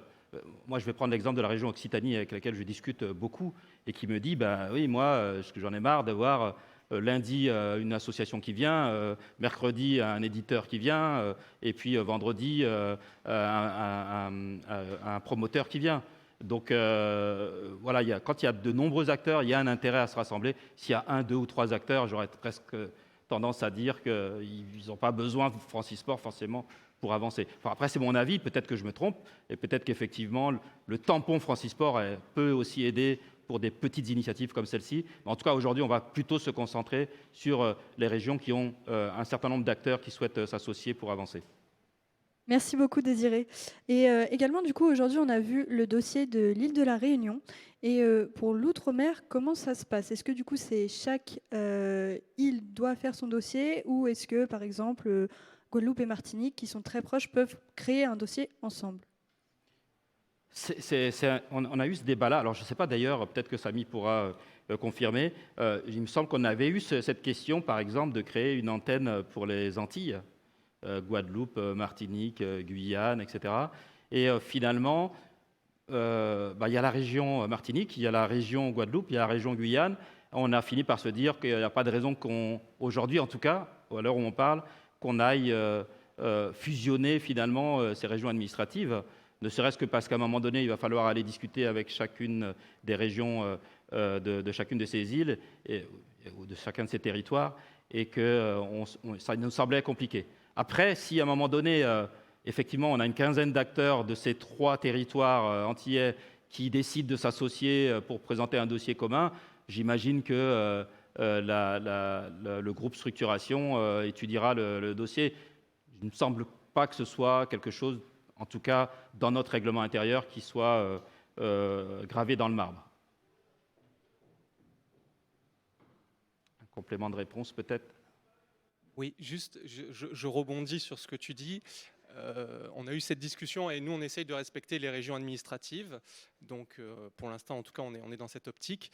Justement, on avait eu la question, est-ce que la région Sud et la Corse peuvent être une seule région? Et non, parce que on a des pourparlers avec le président de la région Sud et c'est pas sa région, la Corse, quoi. Et je pense que le président de la région Corse serait pas pour également que nous, on mélange ces 2 régions. Donc voilà pour l'élément de réponse. Et pour répondre à madame qui a posé la question sur les présidents de région, nous, à la région Sud, on a eu la chance d'être reçus au conseil régional avec tout l'écosystème de la région. Ils ont voulu faire un peu ce qu'on a eu à l'Élysée avec le président. Et c'est ce qui nous a permis aussi de bien structurer et bien avoir la chance d'avoir tous les acteurs de cette région autour d'une même table et de pouvoir créer cette antenne plus facilement grâce au soutien du président de la région Sud. Alors, selon les régions, peut-être que les présidents ou présidentes n'ont pas le même affect, ou en tout cas ne voient pas l'intérêt de l'e-sport sur leur territoire. Nous, dans la région Sud, ce n'est pas du tout le cas et ça nous a aidé à pouvoir déposer cette antenne aujourd'hui. Donc vraiment, on les remercie de nous avoir aidés. Et je passe la parole pour la région Île-de-France. La région Île-de-France. Pour la région Île-de-France, justement, ça va être un des rôles de cette antenne, c'est qu'ils se posent beaucoup de questions sur la manière d'accompagner l'e-sport. Ils sont conscients que ça se développe. Et c'est vrai que nous, on a beaucoup de contacts avec eux via l'éducation, parce qu'en fait, ça fait quelques années qu'on travaille avec le rectorat et qu'on fait des ateliers e-sport directement dans les collèges. Et donc, ça nous a permis de rencontrer le département, la région. Et donc, aujourd'hui, c'était un des derniers remparts, on va dire. Dans les excuses pour ne pas faire d'e-sport, c'était le fait que ça déscolarisait, ou en tout cas, ça empêchait les jeunes de faire leurs études. Là, aujourd'hui, ça montre que non. Toutes les expérimentations qui sont faites sont extrêmement positives. Et donc, voilà, la région aujourd'hui, surtout sur l'aspect éducatif et jeunesse, ils sont vraiment intéressés. Maintenant, l'idée, c'est d'être plusieurs à pouvoir leur proposer différentes choses et après voir ce qu'eux, ils veulent faire exactement. Donc, c'est vrai que oui, la région est au courant, et d'ailleurs, ils attendaient cette AG, mais il n'y a pas encore une lettre de mission de la part de la région, parce qu'eux-mêmes, ils sont plus en réflexion sur qu'est-ce qu'ils veulent accompagner. Mais en tout cas, beaucoup d'acteurs du territoire, dont des conseillers régionaux, sont extrêmement volontaires. Merci beaucoup. Je reviens du coup avec encore une question de la part du chat. Est-il possible d'être au comité de plusieurs antennes?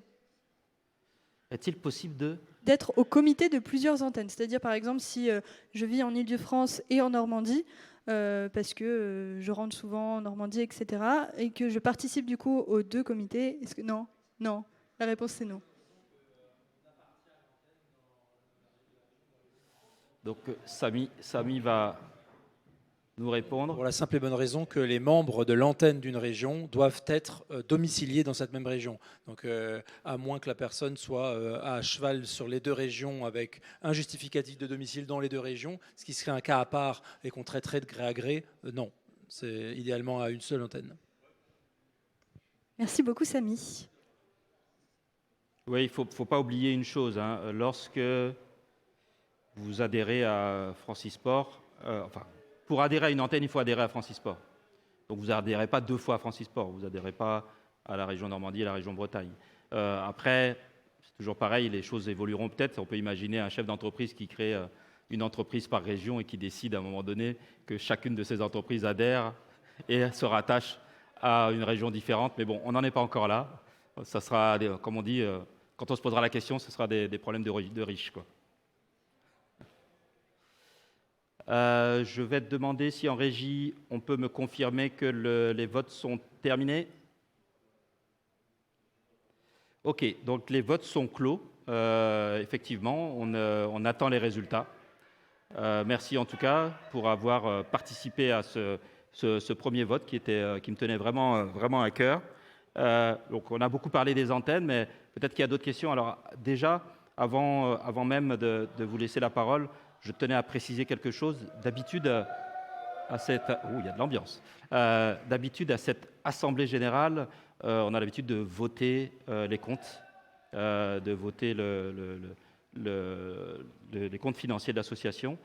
Pour plein de raisons sur lesquelles je ne reviendrai pas, nous ne pouvons pas vous présenter le bilan financier de l'association, qui sera donc reporté au prochaine assemblée générale, j'espère, dans 2 ou 3 mois, en tout cas avant l'été. Et où vous pourrez du coup évidemment voter et valider les votes. Je crois qu'on a 6 mois pour le faire, donc on a jusqu'au mois de juin pour le faire. Donc ça sera l'objet de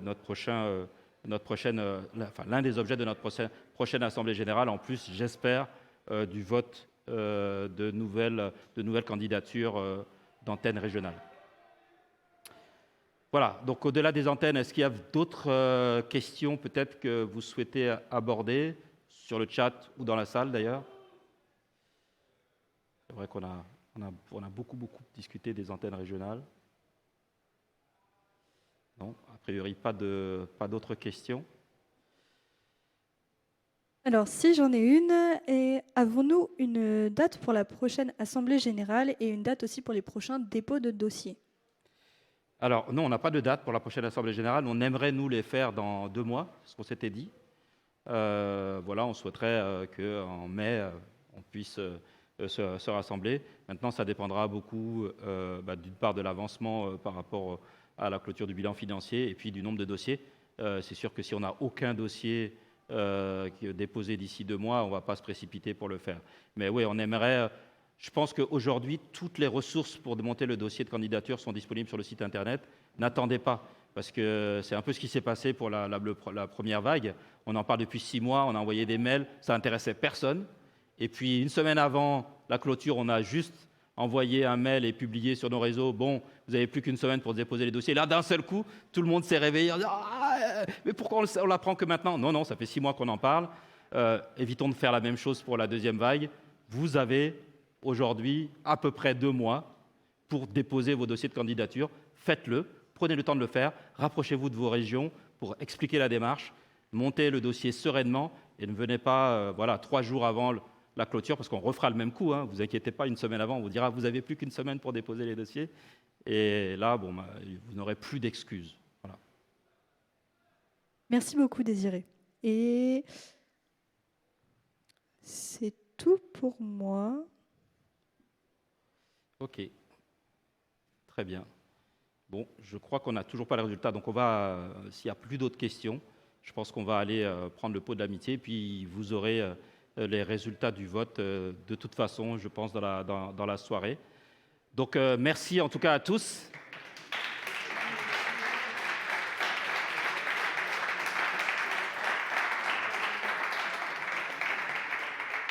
Donc, pour finir, il y a un pot de l'amitié qui nous attend à l'étage. Moi, je voudrais juste insister sur une chose. Parmi vous, il y a des gens qui ne sont pas encore membres. Adhérez, ça c'est la première chose. Et la deuxième chose, parlez-en. On nous reproche beaucoup à Francisport depuis des années de ne pas assez communiquer, de ne pas assez expliquer ce qu'on fait. Et moi, j'ai toujours l'habitude de dire, mais Francisport, c'est vous. C'est vous. Je suis comme vous, je suis bénévole, j'ai un métier à côté et je m'implique et je m'investis. Samy, pareil, il a un métier à côté. Toutes les personnes qui ont communiqué, Nicolas Bezombe, Nathalie, ont tous un métier et passent de leur temps personnel, parfois professionnel, mais il ne faut pas trop le dire, pour faire avancer la cause de Francisport. Donc vous avez tous une part. Moi, je ne veux plus entendre « mais qu'est-ce que vous faites pour nous, Francisport ?» Non, on le fait ensemble.